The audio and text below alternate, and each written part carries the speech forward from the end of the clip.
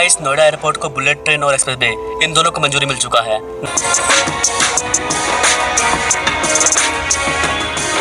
कितना ज़्यादा ये एयरपोर्ट खास है और क्या क्या ओपन किया जा रहा है, क्या क्या यहाँ पर बनकर तैयार हो चुका है, आइए देखते हैं इनको इस छोटे से वीडियो के माध्यम से।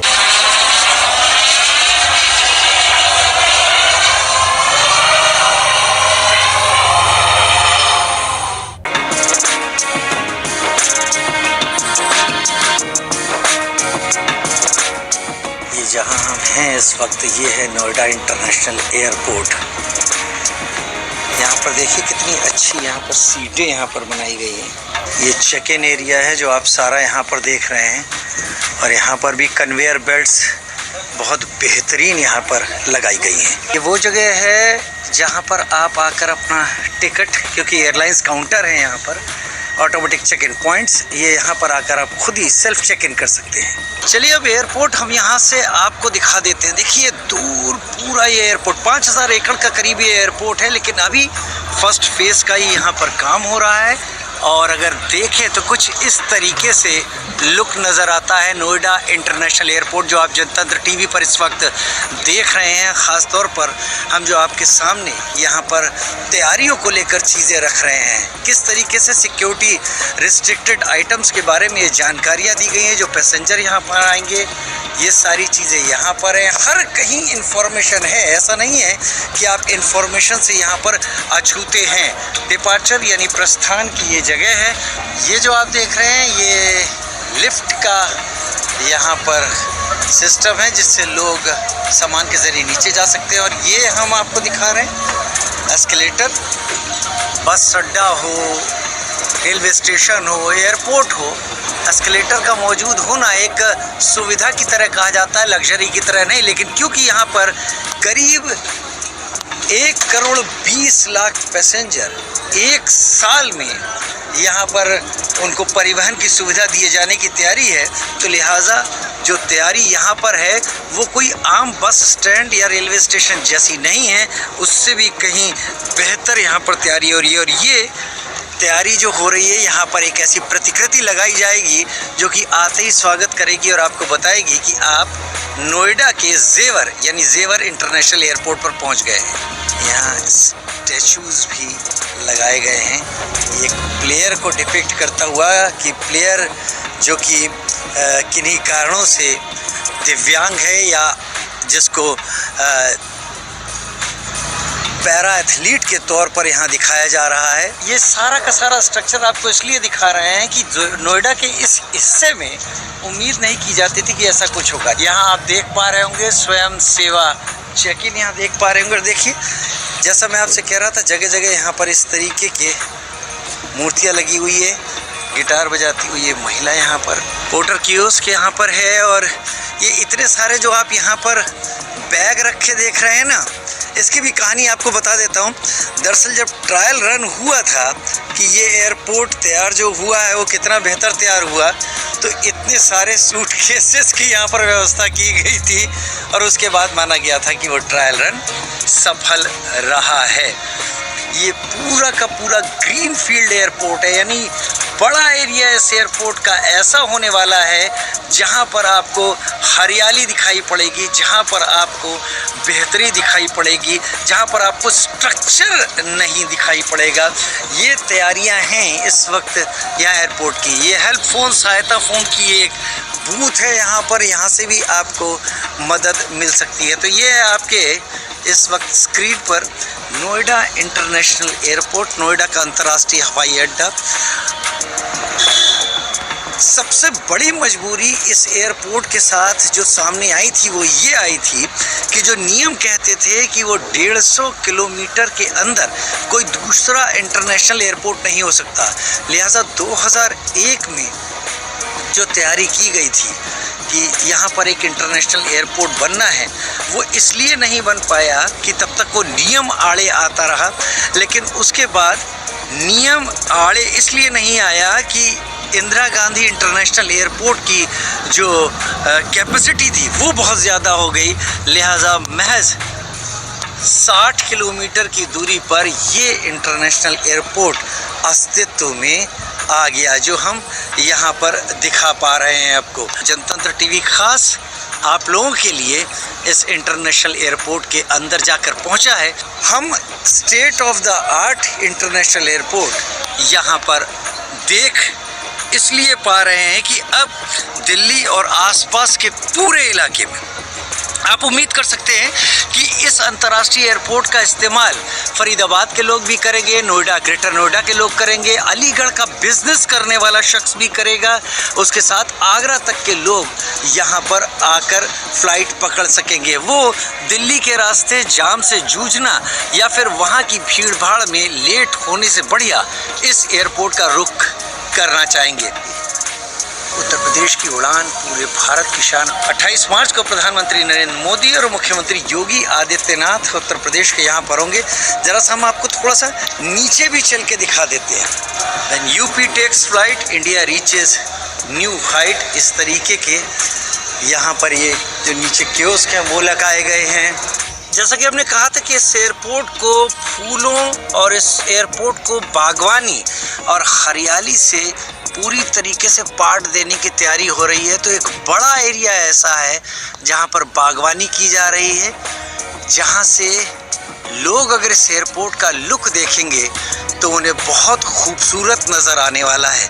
विकास तो है ही यहाँ पर, लेकिन यहाँ प्राथमिकता इस बात की है कि लोग इस बात को यहाँ पर देख पाए कि यहाँ पर प्रकृति के संरक्षण के लिए क्या कुछ किया गया है। प्रकृति तो वैसे ही दमकेगी, खिलेगी, लेकिन ये एयरपोर्ट नई सुविधाएं, नई उड़ान देता जाएगा लोगों को बिना कुछ वेस्टेज दिए हुए।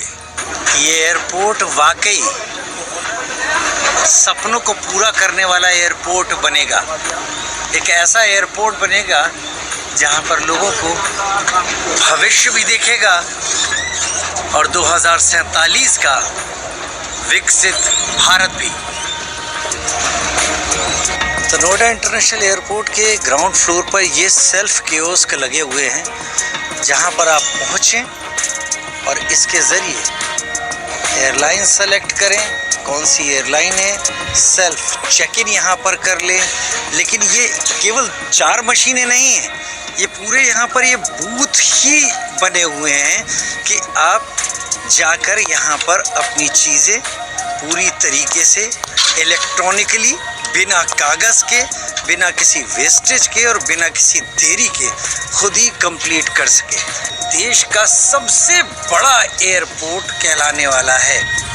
महज 61 किलोमीटर की दूरी पर IGI एयरपोर्ट से ये एयरपोर्ट जो लुक देने वाला है और जो फैसिलिटी देने वाला है वो देश के बढ़ते एविएशन सेक्टर को और ऊंचाई पर ले जाने में खासी मददगार होने वाली है। हम लगातार आपको वो तस्वीरें दिखा रहे हैं, वो जगह दिखा रही हैं। ये देखिए, ये सारा का सारा चेक इन का एरिया है जो हम आपको एक बार फिर से दिखा रहे हैं, और ये भी इतना बेहतर तरीके से बनाया गया है। सूर्य की रोशनी ही बिना किसी लाइट के नीचे आ जाए। आप गौर से देखें, जितनी रोशनी आपको इस वक्त दिख पा रही है, ये जो बल्ब आपको जलते दिख पा रहे हैं बहुत महीन, बहुत कम रोशनी वाले हैं, बस एक दिखाने के लिए।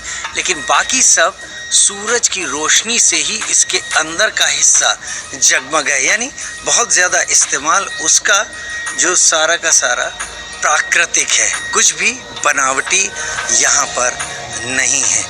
ये पूरा टेक्निकल एरिया आप इस वक्त देख पा रहे हैं जो कि सामने है, जहाँ पर फ्लाइट लैंड करेंगी, हवाई पट्टी है, बाकी सुविधाएं हैं। इस तरफ आप वो सुविधाएं देख रहे हैं जो लोगों की ज़रूरतों की, यहाँ पर जिसकी ज़रूरत होती है लोगों को। और ये सब सुविधाएं इस एयरपोर्ट पर देने का मकसद और मतलब सिर्फ ये है कि एयरपोर्ट अपने आप में सर्वश्रेष्ठ हो। देखिए, ये क्या जगह है, ये है जगह डोमेस्टिक गेट, यानी अंतर्राज्यीय द्वार अंदर आकर। अब यहाँ सब कुछ इलेक्ट्रॉनिक है। चेहरे की पहचान के लिए आपको स्क्रीन को यहाँ स्पर्श करना है, उसके बाद ये स्क्रीन आपका चेहरा इन कैमरों के ज़रिए पढ़ लेगी, आपकी पहचान हो जाएगी।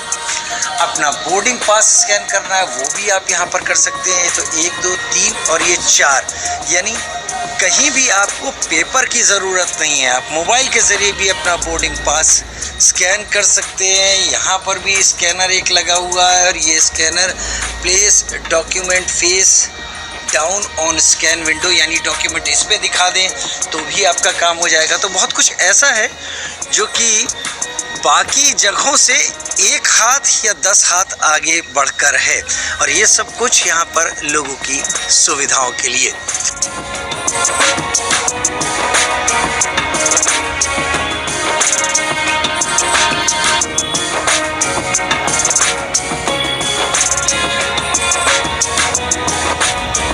गाइस, जैसा कि आप जानते हैं, ग्रेटर दिल्ली क्षेत्र और पश्चिमी उत्तर प्रदेश को भारत और वर्ल्ड के अन्य शहरों से जोड़ने के लिए एक वर्ल्ड क्लास एयरपोर्ट को तैयार किया जा रहा है, और ये एयरपोर्ट अब तैयार हो चुका है, जो यात्रियों को समृद्ध अनुभव और व्यापक वाणिज्यिक आकर्षण एवं सेवाएं प्रदान करेगा। नोएडा इंटरनेशनल एयरपोर्ट, जिसको कि शॉर्ट में NIA बोलते हैं, इसका डिजाइन काफी ज्यादा टिकाऊ है, और ये जो एयरपोर्ट होगा ये पूरी तरह से ग्रीन एयरपोर्ट होगा। इस वाले एयरपोर्ट पर कार्बन एमिशन 0 के बराबर होगा। यमुना इंटरनेशनल प्राइवेट लिमिटेड, इनके द्वारा इसको बनाया जा रहा है। इस एयरपोर्ट का विकास ज्यूरिक एयरपोर्ट इंटरनेशनल AG, जो कि इस एयरपोर्ट को बनाने में 100% योगदान दे रही है। गौतम बुद्ध नगर के जेवर में नोएडा एयरपोर्ट बना है, इसलिए इसको जेवर इंटरनेशनल एयरपोर्ट भी बोलते हैं। मंगलवार को नोएडा एयरपोर्ट के जो अधिकारी हैं, उन्होंने उत्तर प्रदेश के मुख्यमंत्री योगी आदित्यनाथ से मुलाकात की। इस बैठक का नेतृत्व एयरपोर्ट के जो मुख्य कार्यकारी अधिकारी हैं, उनके द्वारा किया गया। क्रिस्टोफ श्रीलेमान, जो कि इस कंपनी के CEO हैं, इनके द्वारा बताया गया कि केंद्र और राज्य सरकार के बीच में बातचीत चल रही है। बात करें कि पहली बार हमें यहाँ पर कौन सी फ्लाइट देखने को मिलेगी, तो गाइस जो आकाशा एयर है, उनके साथ साझेदारी किया गया है। आकाशा एयर ने भारत में एयरलाइन की पहली मेंटेनेंस, रख रखाव, मरम्मत और ओवरहॉल अर्थात MRO इस तरह की सुविधा के लिए नोएडा एयरपोर्ट को चुना है, और इसके साथ साझेदारी हो चुका है। यह विकास घरेलू विमानवाही ढांचे को मजबूत करने और एयरलाइन के दीर्घकालिक परिचालन विस्तार का समर्थन करने की दिशा में एक रणनीतिक कदम है।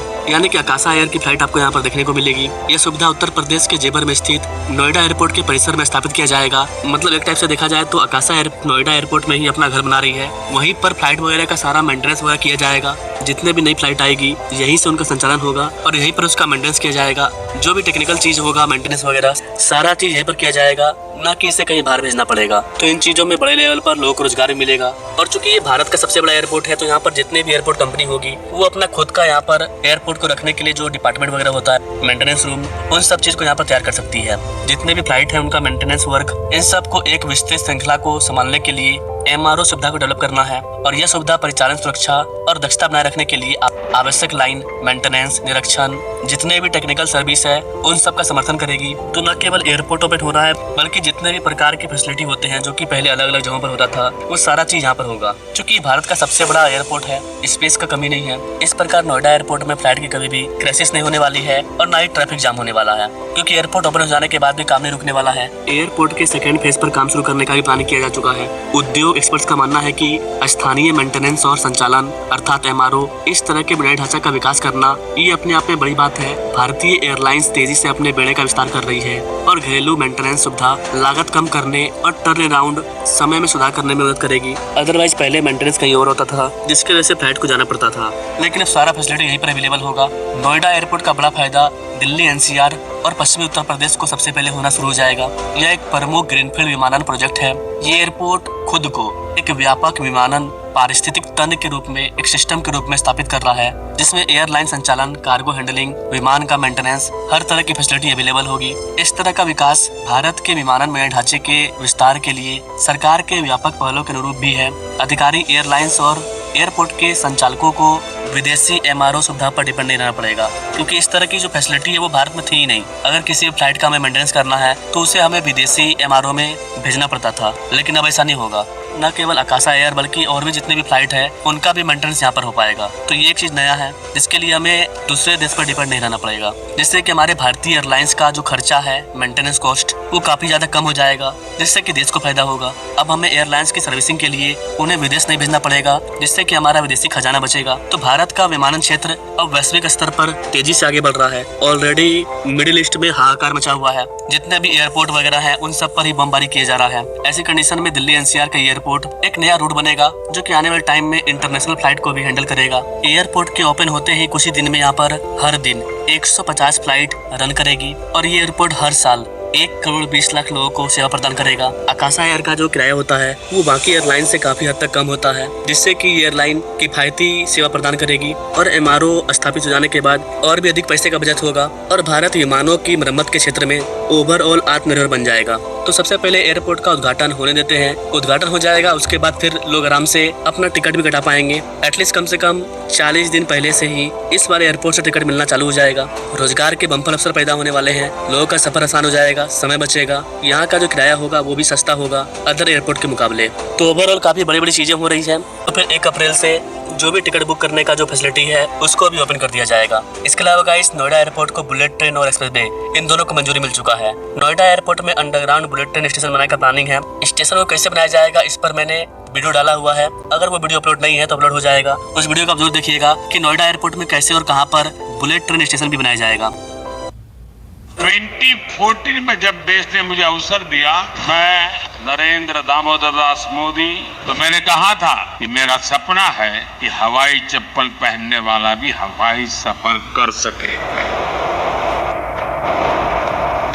इस सपने को पूरा करने के लिए बहुत जरूरी था कि देश में नए नए एयरपोर्ट बनाए गए। हमारी सरकार ने इस मिशन पर गंभीरता से काम शुरू किया। बीते 11 साल में देश में एक के बाद एक नए एयरपोर्ट बनते चले गए। साल 2014 में हमारे देश में सिर्फ 74 एयरपोर्ट थे। आज भारत में एयरपोर्ट की संख्या 160 को पार कर गई। उड़ान योजना की वजह से बीते दशक में लाखों लोगों ने पहली बार हवाई सफर किया, अपना सपना पूरा किया। लाइक करो, कमेंट करो, फॉलो करो, बाय बाय।